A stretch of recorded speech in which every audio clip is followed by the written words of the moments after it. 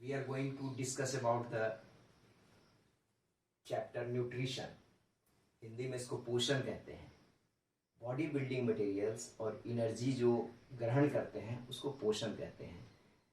Basically पोषण एक broader term है। इसको न्यूट्रिशन में वो सारी चीज़ें कवर होगी जो फूड को, जो कि कॉम्प्लेक्स फूड है, जो कि इनसॉल्युबल है, इनऑब्जर्वेबल है, क्योंकि हमें पता है कि सारा काम जो है सेलुलर लेवल पे होना है।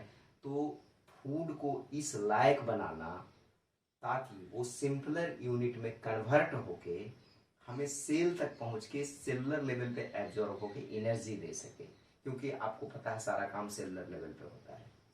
तो ये जो न्यूट्रिएंट हम लोग जो शरीर के अंदर लेते हैं या जो भोजन लेते हैं वो एक कॉम्प्लेक्स फूड है।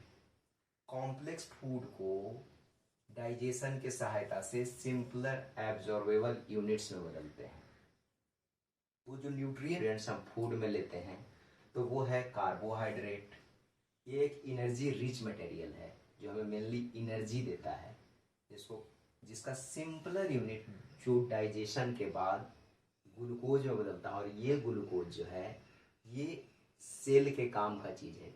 ये इस लायक हो गया कि अब ये सेल को एनर्जी दे सकता है, सेल के द्वारा एब्जॉर्ब किया जा सकता है। फूड का पर्पस जो है वो है हमारे जो शरीर में टूट फूट होती है उसके मरम्मत के लिए जरूरी पोषक तत्व दे।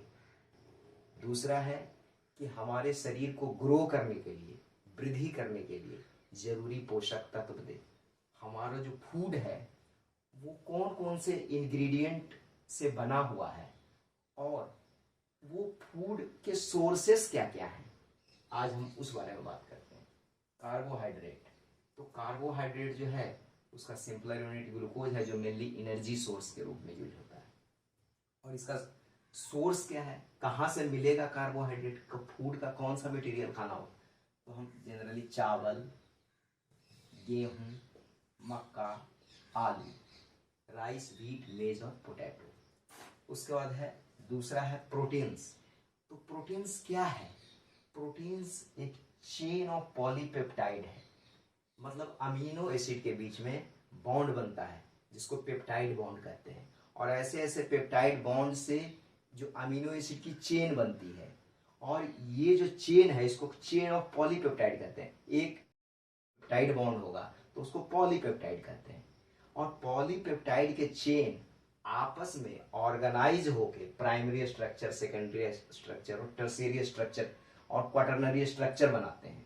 तो ये प्रोटीन एक कॉम्प्लेक्स फूड है, लेकिन यही प्रोटीन जो है हमारा जरूरी न्यूट्रिएंट्स देता है बॉडी बिल्डिंग मटेरियल्स के लिए। जो शरीर की टूट फूट है, शरीर की जो रचना बनानी है, उसमें प्रोटीन का जो है बहुत ही अहम योगदान है। दूसरा, तो ये मिलेगा कहाँ से? तो प्रोटीन रिच जो फूड है वो है fish, meat, egg, pulses, milk. तो ये सारे फूड लेने से हमें जो है बॉडी बिल्डिंग मटेरियल्स प्राप्त होंगे। तीसरा है फैट। फैट से क्या होगा? फैट जो है वो हमारे शरीर में ये भी सोर्स ऑफ एनर्जी है। स्टोर्ड एनर्जी, जब सारा ग्लूकोज खत्म हो जाए तो फैट जो है वो बर्न होकर एनर्जी देता है, रिजर्व एनर्जी सोर्स की तरह। उसके बाद है मिनरल्स। मिनरल्स क्या है? ये एज इट इज एब्जॉर्बेबल है, इसको डाइजेशन की ज़रूरत नहीं है। और बहुत सारे केमिकल रिएक्शंस में जो एंजाइम वगैरह होते हैं, बहुत सारे इंग्रेडिएंट होते हैं, उसमें मिनरल्स काम करते हैं। विटामिन्स, विटामिन्स भी वो सारे केमिकल्स हैं, वो सारे इंग्रेडिएंट्स हैं जो हमारे बहुत सारे मेटाबॉलिक एक्टिविटीज में काम आते हैं। वाटर, वाटर जो है वो एज इट इज एब्जॉर्बेबल है। और आपको पता है कि 90% जो बॉडी का इंग्रेडिएंट है वो वाटर ही है। 5 स्टेप्स में पढ़ेंगे।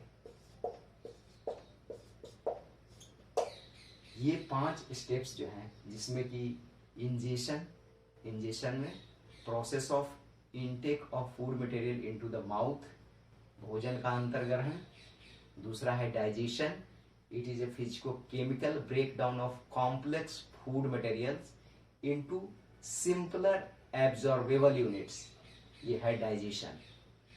एब्जॉर्प्शन, डाइजेस्टेड फूड का ब्लड और लिम्फ वेसल्स की सहायता से हर एक सेल तक फूड को जो पहुंचाना है, जो फूड एब्जॉर्ब होगा उसको कहते हैं अवशोषण या एब्जॉर्प्शन। एसिमिलेशन, जो एब्जॉर्ब फूड सेल तक पहुंचा वो सेल के अपने सिंथेसिस प्रक्रिया के द्वारा वो सेल के यूज के लायक डिफरेंट केमिकल्स में बदल जाना और उनके जीव द्रव्य में शामिल हो जाना, उसको बोलते हैं एसिमिलेशन। इजेशन, जो अवशिष्ट पदार्थ है उसको शरीर से बाहर निकालना, वेस्ट मटेरियल्स को शरीर से बाहर निकालने की प्रक्रिया है इजेशन। इस तरह से न्यूट्रिशन में जो है हम लोग इसको कवर करेंगे, जिसमें से सबसे इम्पॉर्टेंट जो है वो है डाइजेशन। डाइजेशन जो प्रक्रिया है ये कॉम्प्लेक्स फिजिको-केमिकल प्रक्रिया है, इसको हम लोग इन डिटेल देखेंगे नेक्स्ट चैप्टर में, नेक्स्ट वीडियो।